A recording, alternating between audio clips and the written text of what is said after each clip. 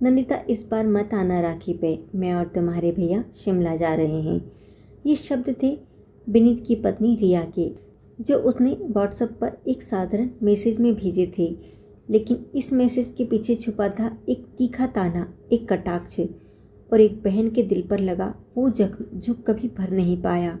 नंदिता, जो हमेशा अपने भाई विनीत को राखी बांधने सबसे पहले पहुंचती थी, उस दिन 2 घंटे स्क्रीन को देखती रही। उस छोटे से मैसेज ने जैसे उसका सीना चीर दिया हो। बचपन से लेकर अब तक उसने हर खुशी अपने भाई के साथ बांटी थी। माँ बाप के गुजरने के बाद तो भाई ही उसका सब कुछ था। नंदिता और विनीत में उम्र का बस 2 साल का फ़र्क था। दोनों ने माँ की छाँव में बड़ा होना सीखा, लेकिन किस्मत ने जल्दी दोनों से वह छाँव भी छीन ली।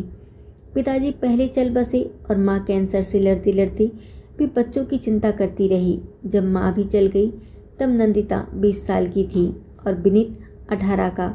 नंदिता ने पढ़ाई छोड़ दी, छोटी छोटी ट्यूशन पकड़ ली।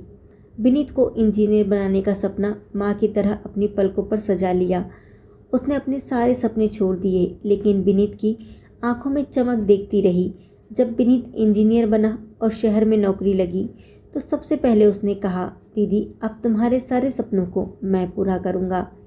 नंदिता मुस्कुरा दी। उसे पता था कि यह बच्चा अभी भी वैसा ही है जैसे स्कूल में गलती होने पर आकर माफ़ी मांगता था।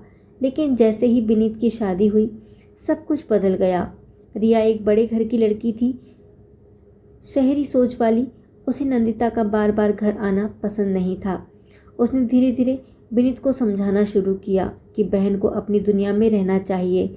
राखी हो या कोई भी त्यौहार, अब हमारी दुनिया बस हमारे तक सीमित होनी चाहिए। शादी के पहले साल भी नंदिता राखी पर आई। रिया ने दिखावे के मिठास से उसका स्वागत किया, लेकिन जाते ही विनीत से कहा, इतना गिफ्ट क्यों दिया? अब हर साल राखी पर इतनी बड़ी रकम ज़रूरी है क्या? विनीत चुप रहा।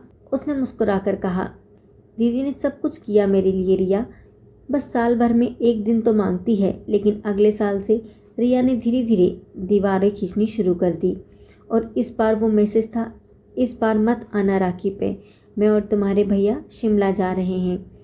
नंदिता ने फ़ोन उठाया, कांपती उंगलियों से नंबर डायल किया। विनीत ने उठाया। हाँ दीदी, शिमला जा रहे हो? हाँ दीदी, अचानक प्लान बन गया। ठीक है, खुश रहो, यह कहकर उसने फ़ोन काट दिया। लेकिन आंसू वहीं से बहने लगे जैसे बरसों की राखी बह गई हो।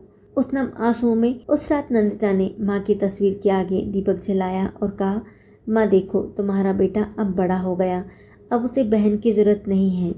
इधर शिमला में विनीत की रात करवटों में बीती। उसे नंदिता की आवाज़ में कुछ टूटता हुआ महसूस हुआ।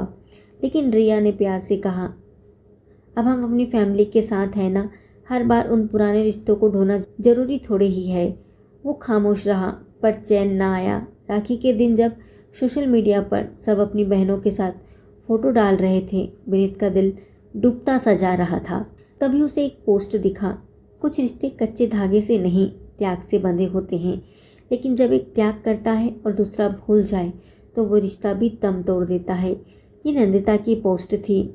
विनीत के हाथ कांपने लगे, दिल बैठ गया। वो कुछ देर चुप रहा, फिर रिया से कहा, रिया मुझे दिल्ली जाना है दीदी के पास। रिया चौकी। मुझे दिल्ली जाना है दीदी के पास। रिया चौकी। अब क्या मतलब है? अभी तो छुट्टियां शिमला की प्लान की है। रिया, तुम्हें जो समझना है समझो, लेकिन मैंने बहुत बड़ा धोखा दिया है दीदी को, जिसे माँ की तरह पूजा, जिसके लिए उसने सब छोड़ा, उसे मैंने एक मैसेज में बाहर कर दिया। रिया ने नाराज़गी से मुंह मोड़ लिया, लेकिन विनीत ने सामान उठाया और तुरंत स्टेशन के लिए निकल गया। दिल्ली पहुंचा तो नंदिता अपने छोटे से कमरे में बैठी थी। उसकी आंखें लाल थीं, लेकिन जब दरवाजे की घंटी बजी और विनीत खड़ा था हाथ में राखी लिए, तो वह फूट फूट कर रो पड़ी। दीदी माफ़ कर दो, मैं बहुत छोटा पड़ गया रिया के सामने, तुम्हारे प्यार को भूल गया। नहीं बेटा, तुम छोटे नहीं हो, दुनिया की चालाकी में फंस गए थे, लेकिन आज भी तू वही मेरा बिन्नू है जो स्कूल में डिब्बा भुलाता था और मुझसे लेने को कहता था। विनीत ने उसका हाथ पकड़ा। दीदी चलो मेरे साथ, तुम्हारे बिना मेरा घर अधूरा है। रिया ने उस साल राखी अकेले मनाई, लेकिन अगले साल जब नंदिता आई तो रिया ने दरवाज़ा खोला और पहली बार झुककर कहा, नमस्ते दीदी, आपका स्वागत है। कभी कभी एक राखी सिर्फ धागा नहीं होती, वो एक इतिहास होती है, त्याग, प्रेम और रिश्तों की कसौटी होती है। अगर बहन हो तो नंदिता जैसी, अगर भाई हो तो विनीत जैसा, जो भटक कर भी वापस लौटे।